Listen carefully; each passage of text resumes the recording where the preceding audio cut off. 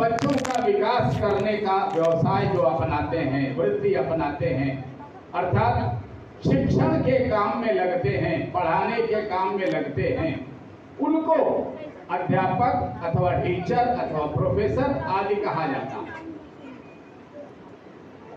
बड़ी कक्षाओं तक मोटी मोटी पुस्तकों का अध्ययन करने के बाद जो अध्यापन करते हैं उनको अध्यापक कहा जाता है।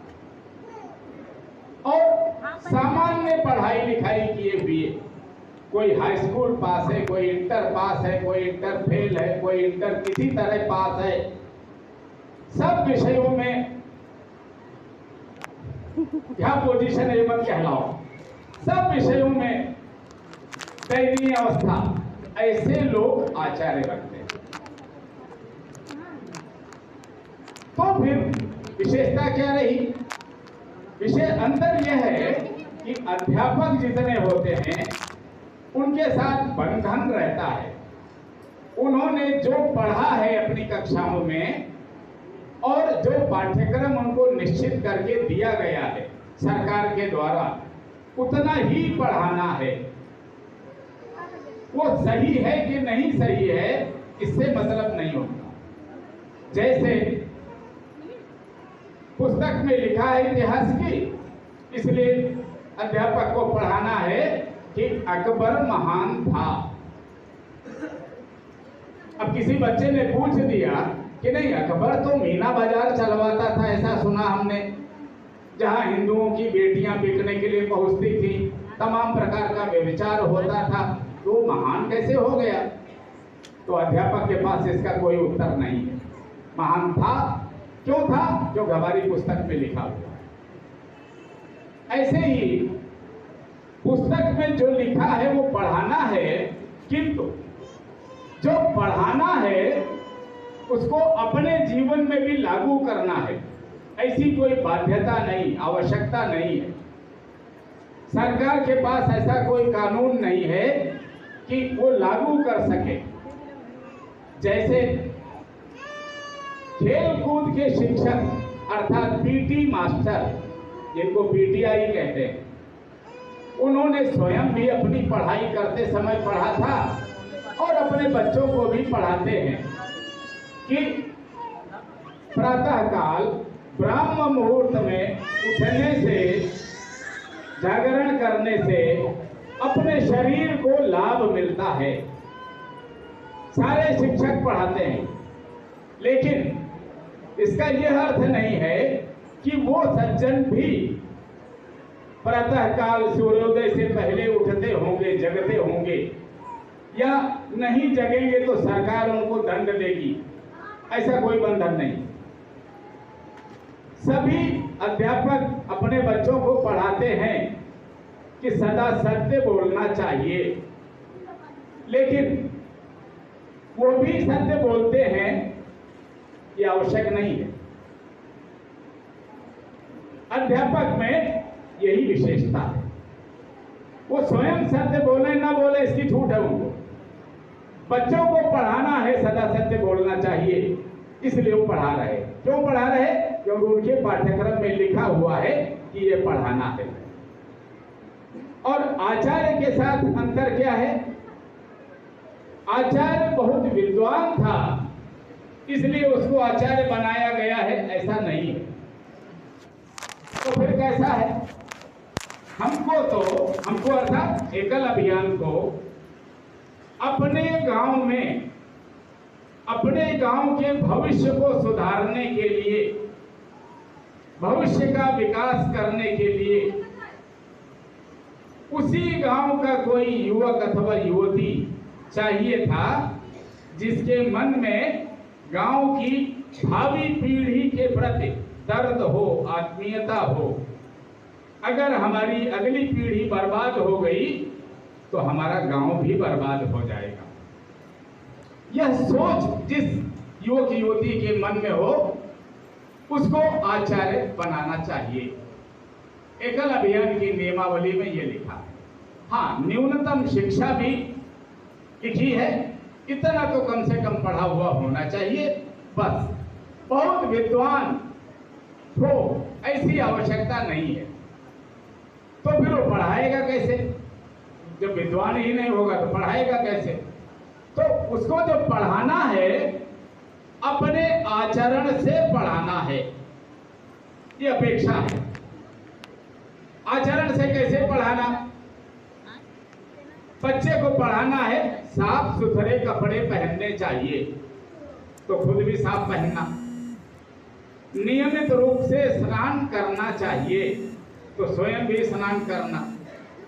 हाथ के नाखून समय समय पर काटते रहने चाहिए, तो आचार्य को भी काटना पड़ेगा।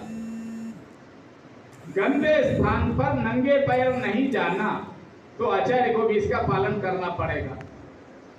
कभी झूठ नहीं बोलना, तो आचार्य जी को भी ध्यान रखना पड़ेगा कि हम अपने जीकेवी में जो लिख रहे हैं वो सोच विचार करके लिखना कि हमने जो आंकड़ा लिखा वो सही है कि नहीं सही, उचित है कि नहीं उचित है। तो ये जो अंतर है, हम अपने गांव की वर्तमान और भावी दोनों पीढ़ियों के भलाई, उनका विकास, इसके बारे में सोचते हैं, इसलिए हम आचार्य बनाए गए, इसलिए हम आचार्य कहलाते हैं, क्योंकि हम अपने आचरण से शिक्षा देने का प्रयत्न करते हैं। मन में आपके प्रश्न आ सकता है, हम तो करते लेकिन वो नहीं करती। तो ये जो अंतर है एक दूसरे में कम और अधिक का, ये हमेशा समझ के आधार पर होता है। जैसे हमको आपको पता है कि जमीन पर गिरे हुए रोटी के टुकड़े को उठा के नहीं खाना, लेकिन जो छोटा बच्चा है गोदी वाला 2 वर्ष का, उसको तो नहीं पता है। उसको इतना पता है कि ये खाने की चीज है, उठाओ और खाओ। गंदा है तो क्या हुआ, खाने वाली चीज है। गंदा शब्द का ही उसको अर्थ नहीं पता है।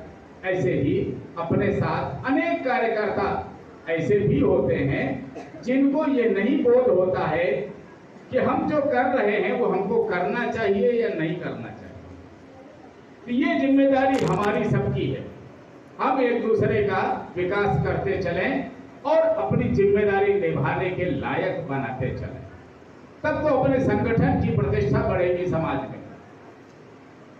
और जब ये जिम्मेदारी है तो फिर आगे का विषय जिसकी चर्चा हम करना चाह रहे हैं आपसे, जिसके लिए आज आप भी और हम भी सब लोग यहाँ इकट्ठे हैं। तो एक छोटी सी घटना, लगभग 25 वर्ष पहले, 25-26 वर्ष पहले, भारत के उत्तर पश्चिम कोने पर एक देश है जिसका नाम है अफगानिस्तान। महाभारत में एक नाम आता है देवी गांधारी का। वो गांधारी उसी देश की रहने वाली थी जो कभी भारत का अंग हुआ करता था, आज स्वतंत्र देश है अफगानिस्तान। अफगानिस्तान में एक दिन अचानक समाचार फैला, पूरे विश्व को पता चला। क्या पता चला कि मुसलमानी विद्यार्थियों के एक बड़े समूह ने, जिनको तालिबानी कहा जाता है, राइफलें बंदूकें लेकर अफगानिस्तान पर हमला कर दिया और एक ओर से मारते काटते चले जा रहे और पूरे देश पर कब्जा कर लिया। कब्जा करने का प्रयास कर रहे थे। तब तक विश्व बिरादरी शांत रही। एक दिन उसी क्रम में एक दिन समाचार फैला कि भगवान बुद्ध की विश्व की सबसे बड़ी प्रतिमा, सबसे बड़ी, अफगानिस्तान के बामियान नामक स्थान पर स्थापित थी। उस प्रतिमा को उन तालिबानी लड़ाकों ने तोड़ दिया, फायरिंग करके तोड़ दिया उसको। जब यह समाचार फैला तो विश्व बिरादरी आंदोलित हुई और अमेरिका की सरकार ने अपनी सेनाओं को तत्काल अफगानिस्तान भेज दिया और युद्ध करते हुए बहुत जल्दी पूरे देश पर कब्जा कर लिया अमेरिकी सेनाओं ने। तब फिर एक समाचार फैला। ध्यान से सुनिएगा, आपके काम की चीज मैं बता रहा हूं। फिर एक समाचार फैला कि तालिबानी हमलावर, तालिबानी लड़ाके अफगानिस्तान छोड़ के चले गए, भाग गए। लेकिन ये जो समाचार था ये पूरा सच नहीं था, आधा सच था। क्यों? क्योंकि जो लड़ाके गए थे उनमें उनके जो नेता थे, जिनको लोग पहचानते थे, समाज पहचानता था, वो सब अफगानिस्तान देश छोड़कर भाग गए थे। जो नौजवान सिपाही थे वो सबके सब अफगानिस्तान में ही अलग अलग मोहल्ले में रह गए तो आस पड़ोस के लोगों से मित्रता शुरू की, किराए पर मकान लिया, रहना शुरू किया, कुछ कुछ काम शुरू किया जीवन यापन के लिए। और कुछ दिन पश्चात अमेरिकी सरकार ने अफगानिस्तान के राजनेताओं से कहा कि भाई हम कब तक तुम्हारी रक्षा करेंगे, कब तक सैनिक शासन चलाएंगे, अब आप अपने देश में लोकतंत्र बहाल कीजिए, अपनी सेना खड़ी करिए, अपने डिपार्टमेंट डेवलप करिए, अपनी सरकार बनाइए। और जब ये कहा गया तो अफगानिस्तान के लोगों ने इस दिशा में काम शुरू किया। सरकार के सब विभागों में भर्ती शुरू हुई, सेना में, पुलिस में, सब विभागों में शुरू हुई और राजनीतिक दलों में भी भर्ती शुरू हुई। और बाद में चुनाव भी हुए, सरकार भी बनी। इस पूरे भर्ती प्रक्रिया का परिणाम क्या निकला कि वो जो तालिबानी दूसरे देश से हमला करने आए थे अफगानिस्तान में, जो रुक गए थे, वो सबके सब इस भर्ती प्रक्रिया में शामिल हो गए और अफगानिस्तान की सेना में भी भर्ती हुए, पुलिस में भी भर्ती हुए, राजनीतिक दलों के माध्यम से सरकार में भी पहुंच गए और शासन करने लगे। शासन करते करते करते करते एक समय ऐसा आया जब उन्होंने अपने आकाओं को समाचार दिया, अब अफगानिस्तान देश में हमारी स्थिति ऐसी हो चुकी है कि अब अगर आप हमला करें तो हम अफगानिस्तान पर कब्जा कर सकते हैं। और ये समाचार देकर